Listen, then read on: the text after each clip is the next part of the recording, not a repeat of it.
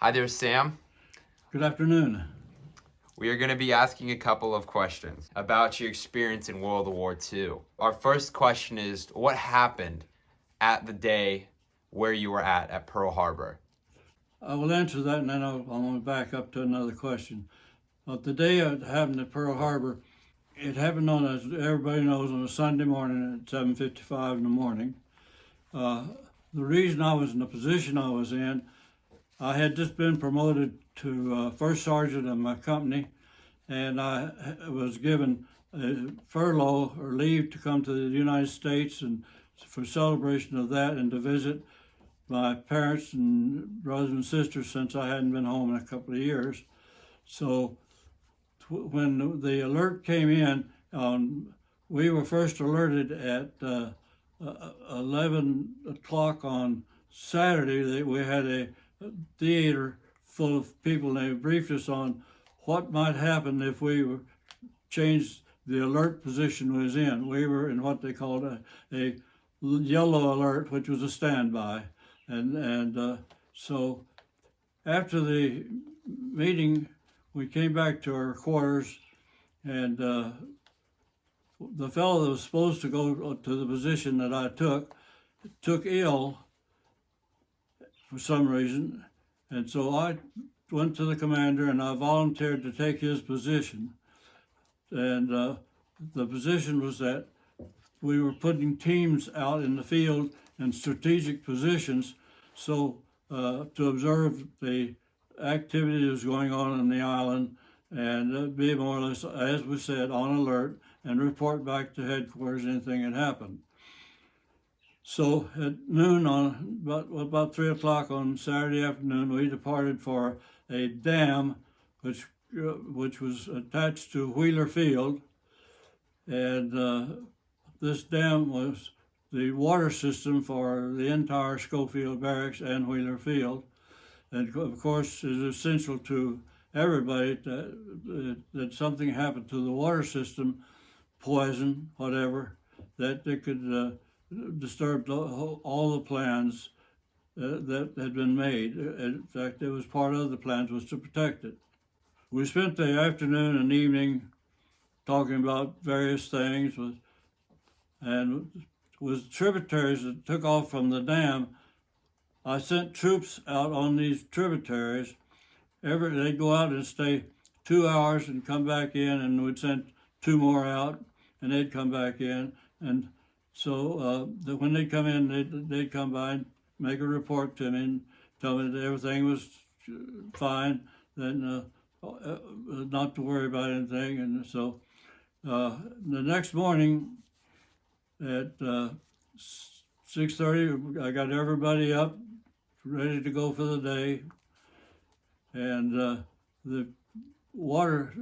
our mess hall had a mobile truck like you know about today they feed people out of, and they drove up to the dam to feed us our breakfast.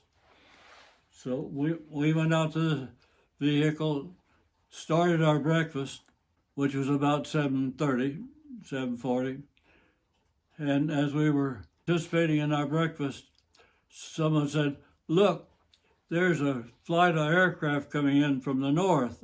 We saw them coming in, and our comment was, well, they've had their tour of participating in this alert. They'll come back and land and we go play golf, and after a while we'll be relieved and we'll go home and back to our regular barracks and pursue whatever activities for the rest of the day. At 07:55, sirens began to go off. We looked up, and coming in from behind us was aircraft coming down, and they came in and bombed Wheeler Field, which was in front of us, right down and below us. They came in and bombed Wheeler Field. Of course, we got out of under the dam, and I put people in a parapet which was off to the side in case they hit the dam that they wouldn't get hurt. And then we had people living in areas alongside the dam, so I had these people go and alert them and tell them to get out of their homes and get into cover and stay there until further notice. So the next, from 7:55 to 9:55, we observed the aircraft, the Japanese aircraft coming in and bombing the Wheeler Field and destroying it. And they destroyed all the aircraft, and they destroyed some of the hangars. Fortunately, they didn't hit too many people. And then, of course, the Schofield Barracks itself, which was where we were stationed at, they immediately became alerted. Everybody was on alert, and at Wheeler Field, and so they did the same thing that was planned for them. And of course, they got out of the barracks and got into places secure, and so that from 07:55 to 9:55, we watched them destroy Wheeler Field. This was the first phase of off the Pearl Harbor that they hit. They hit others. They hit Ava and two other Air Force bases. But the Wheeler Field being the prime fighter base, we were the Wheeler Field was the first one to hit. Fortunately, none of my people were hurt. We came, of course, I guess the question was, were you scared? We were not scared. We were frightened. We didn't know what was going on. We wanted to know. We did know this. We knew that we were being attacked by the Japanese, which was in a way a surprise, and in a way it wasn't, because a year before we had been on alert for a solid month at all the positions that we manned, while the Japanese fleet was up north of Oahu, which is the same position they were in when they came down and bombed us, and they had did a maneuver up there, and we had been on alert, so we knew something was going to happen. We knew spies. I say we, maybe personally, a lot of guys didn't know them, and some of us were more familiar with it than others because of the positions we were in. But some of the spies that was on the base was one fellow, his name was P.Y. Choi. He was the head of all the laundry, and he had access to all the barracks at all times, 7 days a week. Another fellow that ran a big shopping center up off the base, his name was Hasby, and he turned out to be a Japanese admiral also. So it wasn't that the military were completely surprised. In one way we were, yes, but on the other hand, we had been planning for a whole year that if something happened, we would be prepared to recover from it. As far as seeing Pearl Harbor itself, I didn't get to see Pearl Harbor until 2 days later.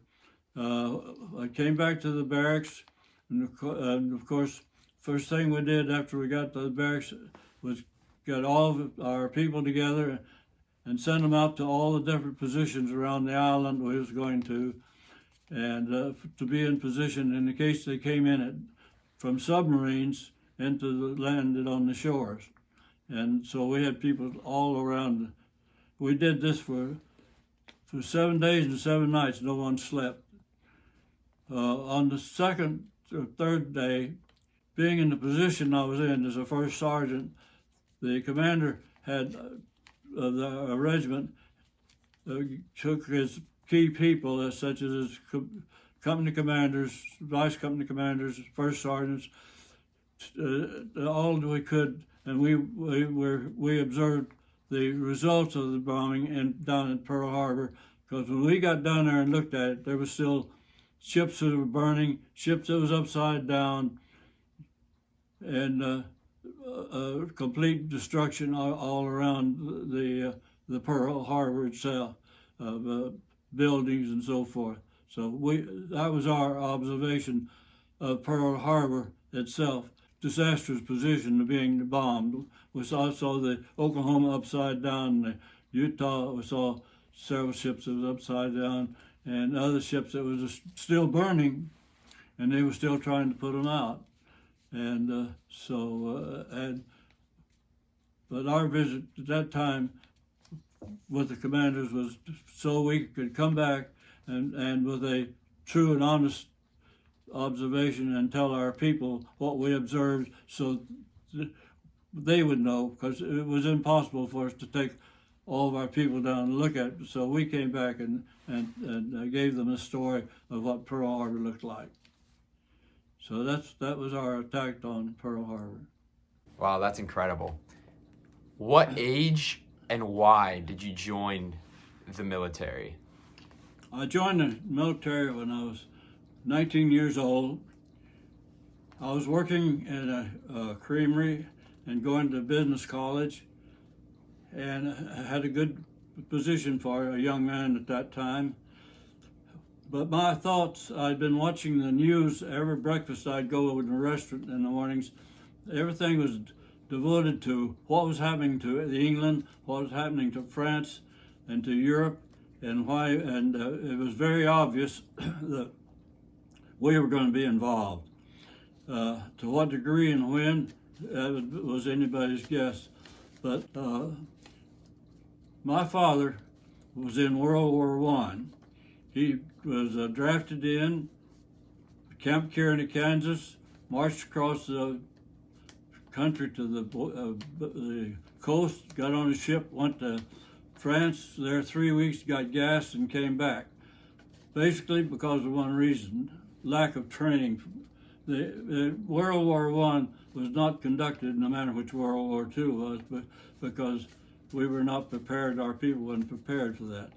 But so I went to him and I told him that I wanted to go in the service now and get trained so that the event that something did come along, that I'd be properly trained and would not be subject to having the same problem that he had or even worse. So that was the reason I joined. After I joined the service and got in, I soon found out that the military service is what you make of it.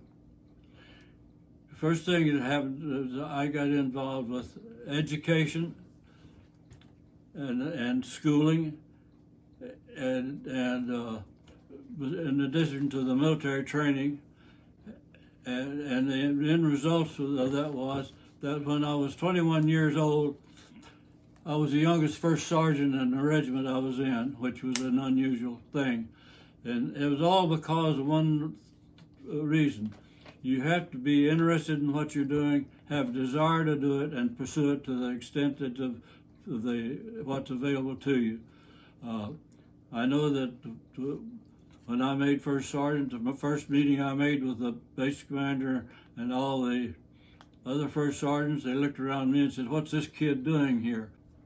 The reason I'm mentioning that is that we had many of our people who gained rank and really lost respect for themselves and would not acknowledge or respect the people under them as I felt they should.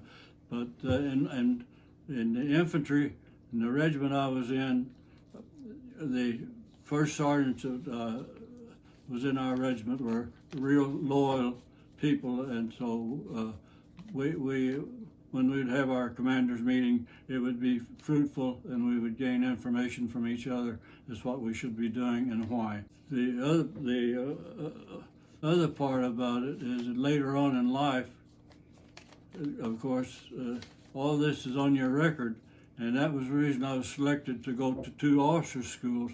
I went to infantry officer school in Fort Benning, Georgia for 3 months. After I got out, I was assigned to regiment as an S3, which is a training officer. And while I was a training officer with this particular battalion, I was called to go to Lee, Virginia, to attend another officer school. And in that officer school, I was selected to assist in the establishing of what is now the Pentagon, and my tour then and during the officer school at Lee, Virginia, is I would stay in the Roger Young Hotel right across the street from the national capital, and we would work at the Pentagon for 2 weeks, and then we'd go back to our post, and then 2 or 3 weeks later we'd come back, and I'd spend another period of time in Roger Young. So I got to know the Washington, D.C. area on a first-hand basis during that period of time. So but this is all because the people over you looked at your records and respected what you did, and that's the reason you'd be selected. Wow. What would you like others to know about your experience in the military? What advice would you give to them? If the military is a good experience, if what you make of it, again, as I just said, the final phase of, that I would like to mention as far as that's concerned is that in 1945, they came out with a point system that you could get out of the service if you had a certain number of points. It was 85. I had more than that. I looked around, and in the interim, prior to that date, I had started training for a master's degree. They had a school for that purpose, and so I got to looking around at what the young people who were going out of the service were doing, what kind of jobs they were getting, if they were getting any, what kind of a career they were looking for, or are they going to get schooled, and the fact that I was going to be paid for not only doing my job in the military, I was going to be able to finish my education and get a master's degree, which in those days was something you dreamed about. In fact, to tell you the final part of that is, it took me from 1945 until 1955 to finish my work as a master, and I took my test in Sacramento for my master's degree. So it can be done. If you're a young man, you got ambition, you go in and they put the material in front of you and you feel that you can accomplish it, do it to the best of your ability. If you're recognized, you're going to go as high as you want to go. There isn't any ceiling. Many, many young men have become generals from being a private in the service. So that's the reason I respect the military all the way through.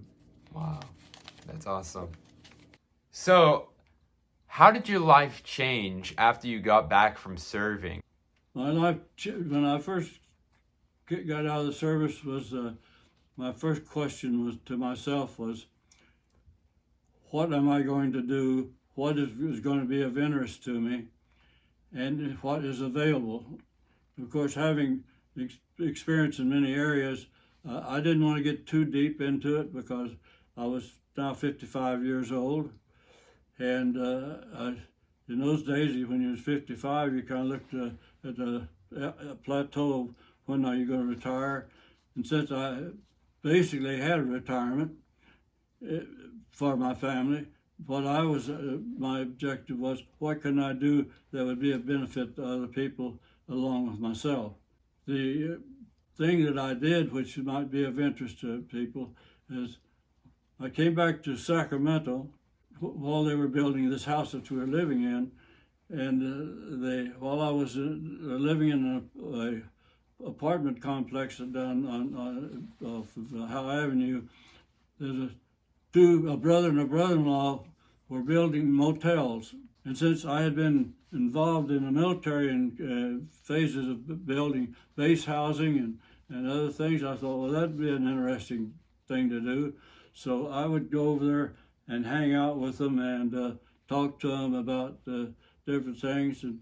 And at first, it was kind of a, well, what's going on today type situation. Pretty soon, when I'd go over there, I'd find that they had developed questions that they wanted to ask me about different things that they were doing, such as in their construction, that was it proper, were they doing it, the construction people doing it right, and so forth.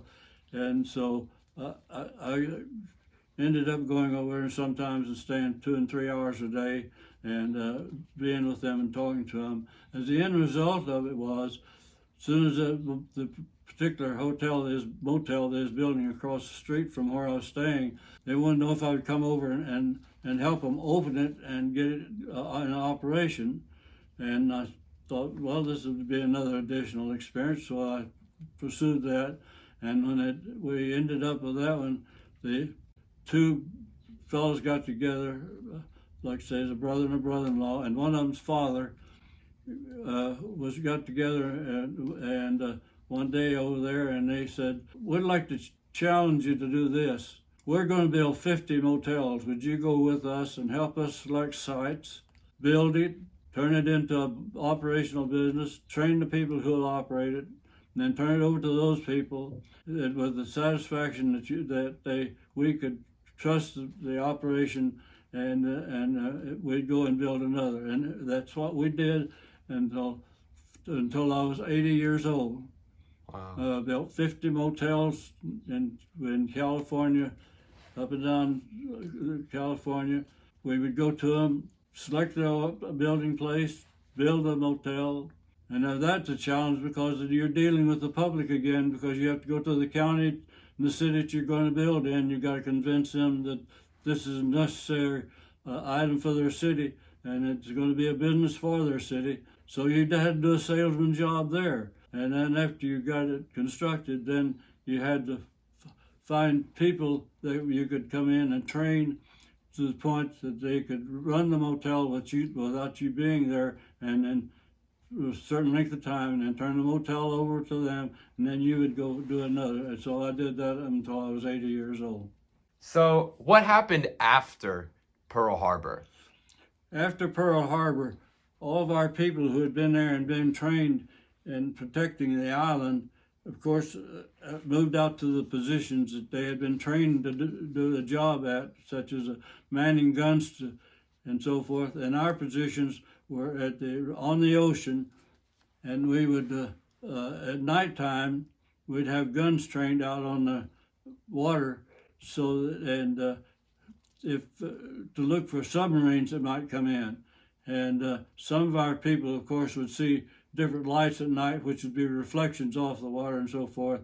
And several times I'd have to go down. I was, as the first sergeant, the sergeant in charge would call me, and I would go down with him, and we'd get the young man to the side and have him to take different positions on the ground and moving around and look at the same spot and tell him, tomorrow we're going to come back and look at this spot, and you'll realize that's not lights, that's not submarine lights, that's the moonlight and the water reflections and that they were observing. But they were alert to that, and they felt that that was their task to report it, and duly it was, because if it had been a submarine or something, then our position would have been to either wait till they got close enough and fire on them, or whatever action would have to be taken. Fortunately, the Japanese never did come back to Pearl Harbor after the attack. They left the positions that they were doing, which is out in the North Sea, and they went back to Wake Island and the other islands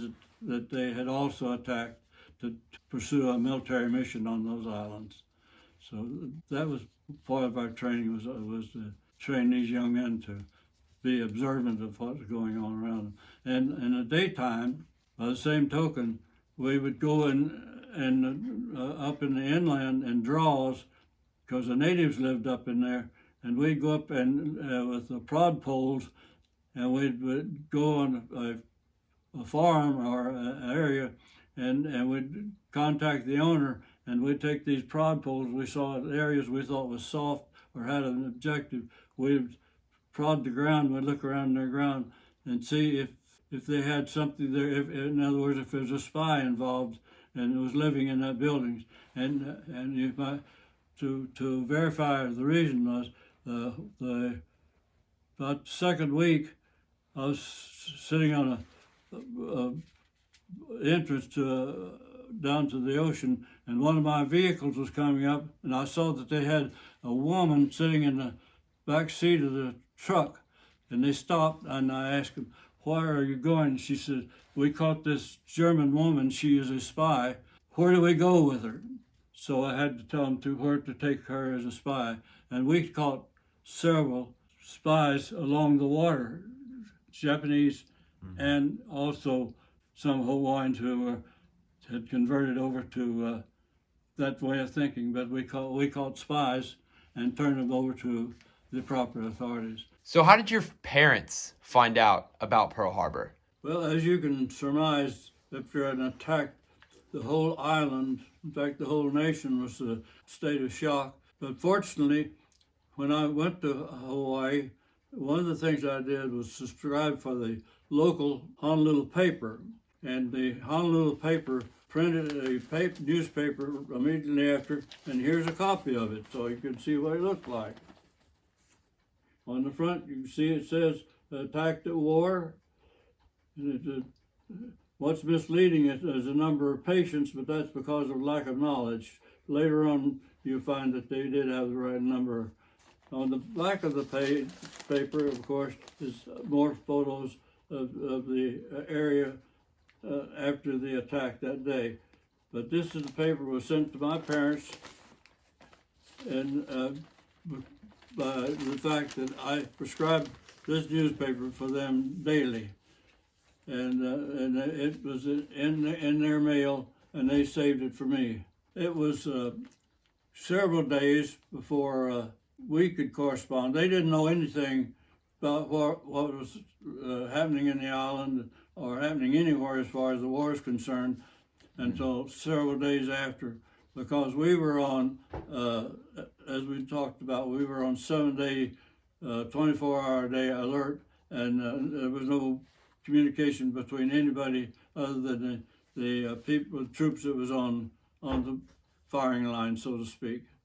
But I think, if I can recall, it was probably in about the third week that we had a staff meeting with the commander, and we decided that the government could set up something like what we would call email today, other than it was called under a different name, but it's the same thing. In other words, in order to notify our parents that what was going on as far as we could, we had this paper.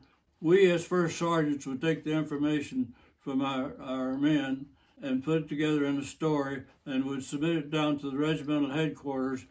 They would edit it so there would not be any material in there that would reflect sabotage or alert people would get any information out of, and then the regiment would send it to our parents, and that's how the parents got to know about it. Wow. So that's awesome. That's that. When did you leave your duties at Pearl Harbor, and why? After the attack, we returned, as we talked about, we returned to our quarters, gathered our material together, such as our military gear, our guns, weapons, and as a company, which included our capability of living by ourselves.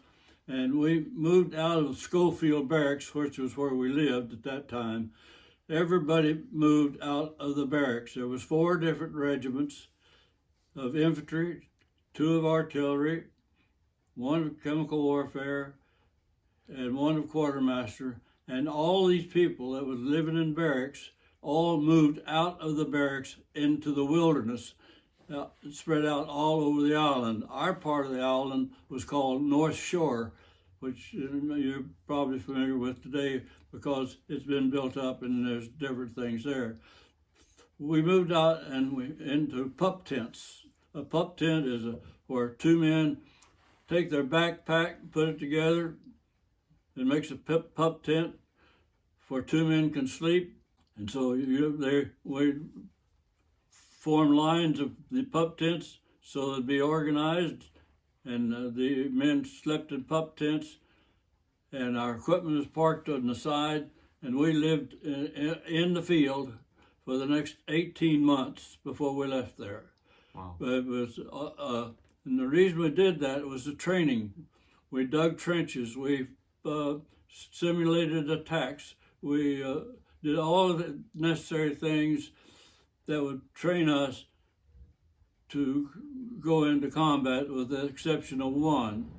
and that was we couldn't practice going off of a ship onto a landing craft, which we did later on after 18 months. When we left there and went to Australia, then we were able to use a ship that is off of Perth, Australia, and we would go out on the ship, practice going down on the landing craft. The landing craft would come into the beaches. We'd make our pursuit the same as we were attacking the enemy, and they shut it off, and the next day we'd do the same thing again until everybody was proficient on how to come down a rope ladder and get on a landing craft and land. And that's when we found out we had to, one primary thing we had to do is teach some people how to swim. Even though we knew they were safe in going off the landing craft, because what we called a backpack. A backpack was the shelter half I talked about becoming a tent, pup tent. When it was rolled up, in there was your equipment and a set of clothing, and it was on your back, and it was waterproof to the point that if you had your backpack on your back, you could jump into the water and you would float. It would acted as a buoy, but we still had to teach them how to swim, because jumping into the water is one thing. You have to get to the shore, and we had to teach them how to swim. So we found some fellows that didn't know how to swim when we got into that phase of it. But for 18 months we lived in the field on Hawaii, and we didn't go anywhere. We couldn't go to Honolulu only if we were escorted in as groups, and we had to be back out of Honolulu before dark, because Honolulu and the island, when sundown came, everything went blank. It was dark. There was no lights until daylight the next morning. So people had to, the natives, the people who lived in Honolulu and all the other little communities, had to learn to live by candlelight and in the darkness, because there was no lights in Honolulu. This was a challenge to them, because it was a morale factor in one way too. The other thing that happened is something like we're seeing today with our present condition of virus. After three months, about the third month, they decided they would let restaurants and bars and shopping that a GI could do, they'd let them open up. They could open up at 9 a.m. and they had to close at 6 p.m. and lock their doors, and the military people had to be off the streets and back in their respective districts before dark. So at nighttime was nighttime. And that's when, at nighttime is when we had the guards out, as we talked about, looking for lights and looking for people who might be saboteurs and might be prowling in the areas and so forth. And we talked about that, finding this one German woman that was a spy, and we picked her up. It was very strict, and it was regimented to the point that our people became aware that that part of military life, when you become in quarters that you can't get out of, you've got to find out how to entertain yourself. I've heard all the old songs sung by all the old guys that they'd ever learned as youth. At nighttime, they would sing. And basically, the 3/4 of the troops that was under me were from the South. And so I learned all the old Southern songs at nighttime that'd be sung. There was one thing that I had that was a help to them. As we were evacuating the families out of Schofield Barracks that evening, we were putting them on buses so they could go to Honolulu and be put on in a hotel, and the next day on the boats. And as some lady in her 60s came along, and she had a real nice portable radio, which was very rare in those days. And as I assisted her in getting on the bus, she turned around to me and said, "Son, take this radio and see if you could keep it playing. Believe it or not, we played that radio for over a year out in the field. Every time we couldn't find the old standard battery, but we used GI batteries of all different combinations long enough as we could get the power to that radio. And we would listen to two favorite stations. One was KDKA Pittsburgh at night. We would get KDKA. The other one we would get was KOA Denver. And the third one we would get was on the Mexican border, out of a little town and down on the Mexican border. So there's three stations we'd get, but primarily KDKA, KOA, and this one. But in the daytime, of course, we'd pick up the local Honolulu music, Hawaiian music, and so forth. And if the guy had a break and so forth, we'd allow him to turn it on and play. I didn't take the radio and put it in my quarters or in my tent or anything. I set it out so it was protected, and anybody could play it that wanted to, as long as they treated it with respect. And it lasted over a year out in the field like that. But that's just one of the other things that happens. When you're preparing to train like this, you have to use everything. One of the other things we did was in the bivouac area, wherever you live, they call that a bivouac area. That's where all your tents and everything were.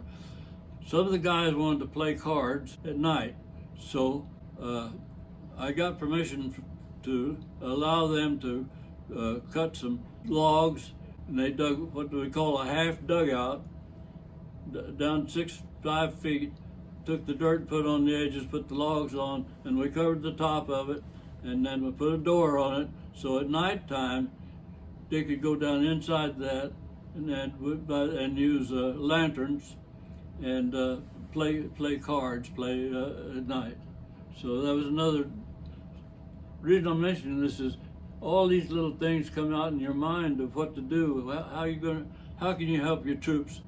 As a first sergeant, I took ammunition boxes and I built a little shed, and I had my bunk in that shed, and I had roll-up canvas over to the windows, so in the daytime I could roll up those canvas and could do the paperwork, such as the morning report and the sick report and the reports that the regimental commander wanted and my company commander wanted, and as my own. And one of you're talking about something that was crazy, that was one to mention.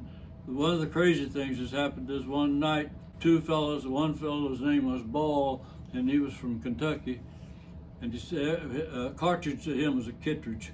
Anyway, Ball and one other fellow was in my little quarters, and I was talking to them about what they needed to be doing, and someone on the outside raised one of those canvases up, which would allow light out. I grabbed my rifle and ran out and around the door and had it in my hand and pointed at the guy, and it was one of my own men. And of course, I recognized him, and otherwise I would have shot him. I would have had a saboteur. But believe me, no one ever touched my curtains again after that. They said, the first sergeant will shoot you. But these are little incidents that happens when you're in bivouac. We didn't have bathrooms. We had slip trenches. So that was another sanitary thing you had to learn to do. It was how to dig a slip trench, how to treat it with plastic cans, burlap bags, and oil. When it was necessary to cover it over, dig a new one. Our water was brought to us in a big truck, and we had what we call lister bags. We had lister bags, so many an area for so many people, so that everybody could have water. So every morning they would come by and fill the lister bag, and then it was your responsibility to take your little canteen and go fill your canteen from that lister bag, because the truck would be coming back through in about 3 hours and resurfacing that lister bag. But in that interim in the morning, before we actually went into a drill, right after your breakfast, you put your gear away from breakfast, you got your canteen and you went down to the Lister bag and you filled your canteen with water and put it on your belt and put it around your waist, and that was your water for the day. You could get other water later, but that first water of the day was right after breakfast out of the Lister bag. We fed everybody in a same type of a little shelter that I had made for my office, although we made it larger and had covered it with tent material so that it wouldn't get wet.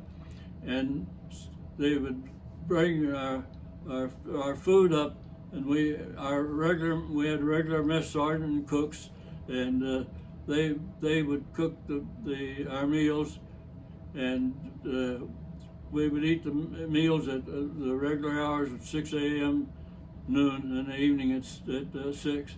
And then you bring your mess gear, come up, eat, go by, wash your mess gear, go back to your tent. The mess sergeant people would clean up the kitchen, close it down before it complete dark.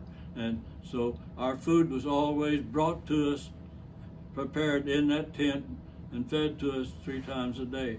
When there would be some troop movements, like my company was in a position physically that other companies would have to come through the area to go to other parts of the island for their training.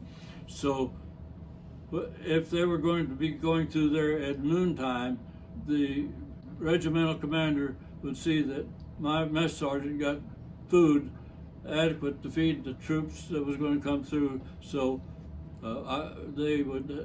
our troops would eat, and then the troops that was coming through would have their meal. So a mess sergeant got a real workout, and the cooks, and the cooking in the field, and they had like butane stoves to do the cooking.